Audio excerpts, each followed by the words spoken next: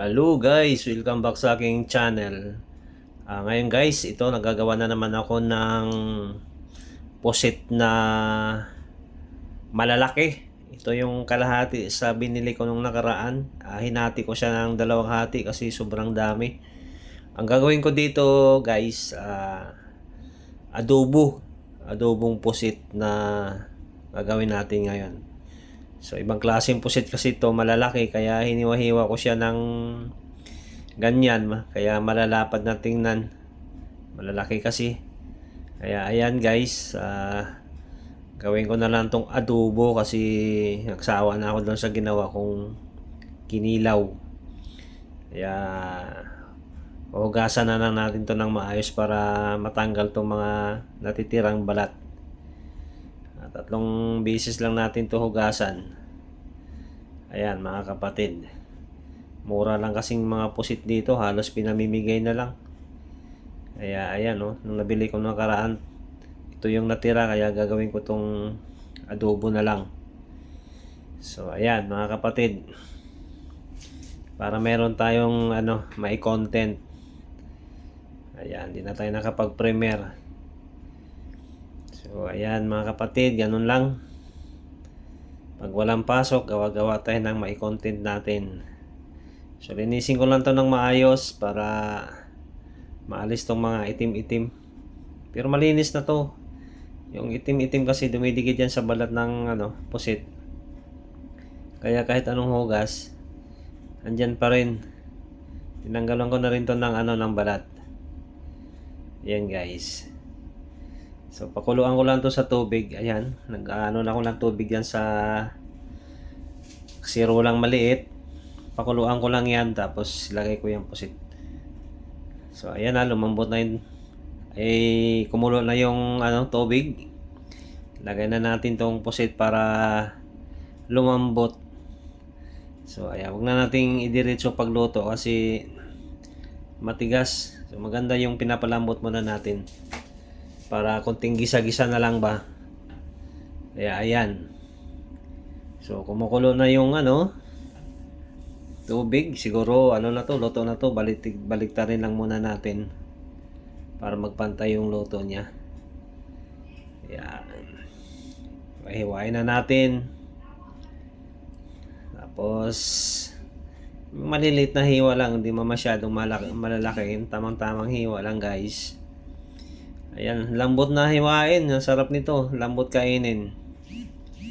Ayan.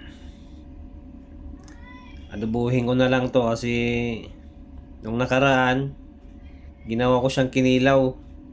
So ito, adobuhin ko. Ganun lang guys, paggawa ng alam naman natin lahat kung paano gumawa ng adobong pusit. So ito kasi iba kasing klaseng pusit to malalaki. Ayan, mura lang to dito. Ayan. Halos pinamimigay na lang. Walang masyadong pumapansin ng mga kabayan dito sa ganitong klaseng pusit. Bihira ka lang makita na may bumili. Kaya bumili na rin ako. Sarap naman pala. Kaya nung nakaraan kinilaw yung ginawa ko, ang sarap. Ubos yung pundador. Ito gawin kong adobo. Kaya ganitong hiniwa-hiwa ko na lang kasi malalapad Di siya katulad sa maliliit na pusit na hiwain mo lang sa gitna. Ganito hiwain mo sa para lumapad, para malinisan lahat yung niya, yung balat niya, matanggal lahat yung mga bituka-bituka. So ayan na, napakalambot. Napakalambot kainin. Lalo na to pag na adobo na ulit, napakalambot nito. So ayan guys. Pero sa Pilipinas to, sigurado mahal tong ganitong klaseng pusit na malalaki. Dito mura lang guys. Halos nga lang pinamimigay na lang ng mga nagtitinda sa palengke Wala masyadong pumapansin itong mga Pilipino. Ito yung mga ibang lahi, di rin nila masyadong Hindi nila masyado binibili itong ganitong klaseng pusit na na malalaki. Hindi na masyadong kalakihan. Ayan. Prepare lang tayo ng mga bawang, sibuyas, kamatis para igisa natin. Para maging adobo na siya. So ayan mga kapatid.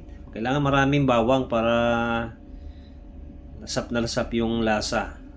Ayan, isang buong ano ang inano kong bawang sa isang pirasong sibuyas, luya. Yung luya patanggal ng langsa. Ayan. Langsa rin kasi itong pusit. Malangsa rin siya mga kapatid. Kailangan lagyan natin ng papatanggal ng langsa. Ayan. Iwahiway lang natin ng maliliit itong luya. Parang sibuyas lang din. Saka yung kamatis.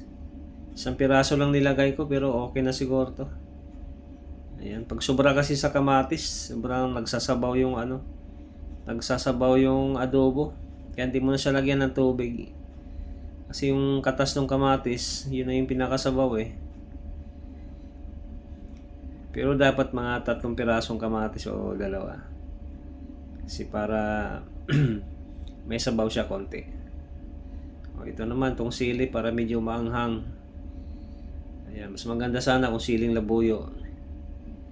Para kumakapit sa lalamunan. Pero maanghang na rin yan pag lagyan mo ng paminta. Maanghang na rin.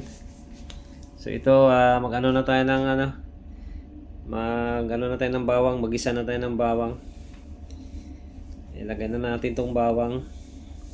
Pag nag-brown, sunod natin sibuyas. Yan guys. Dali lang magluto guys. Pero normal lang na pag-adobo. Yan, kailangan masipag ka lang din luto-luto kasi alam naman natin dito sa abroad walang taga-luto. Kailangan mong magluto talaga. Pwede ka naman bumili sa labas pero mas maganda yung ikaw ang nagluto. At least sure ka kung paano mo niluto. Sure ka kung paano na malinis talaga. Sa labas kasi guys, bibili ka tapos minsan maalat, minsan matabang. So, mas maganda ikaw na magluto para tiyansya mo yung timpla at sa lasa. So, ayan. Lagyan na natin tong siling labuyo para manghang. Sarap din kasi pag manghang. Halo-haluin lang natin. Para pantay ang luto ng ating mga ingredients yan. Sibuyas, kamatis, luya, tsaka itong sili. Sunod na natin tong pusit. Yan. Yan. Masarap to guys. Try nyo ganito guys. Samang kayo, try kayo nito. Pag mayroon kayong makitang ganito sa lugar nyo, sa palengke, try nung gawin to. Masarap. Ayan. Natutunan ko rin dito noon pa, matagal na. Naisip ko lang na magluto uli. Pilipinas kasi sa probinsya, mga halos lahat ganito ginagawa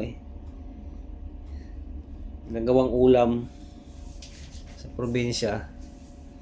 Ulam, pulutan sa manginginom. So, lagyan na natin ng suka. Ayan, para lalong mawala yung langsa pag may suka. Haluin lang natin guys. Tapos lagyan natin ng tuyo mamaya. Pag halo na. 3 na toyo. Lagyan muna natin ng paminta.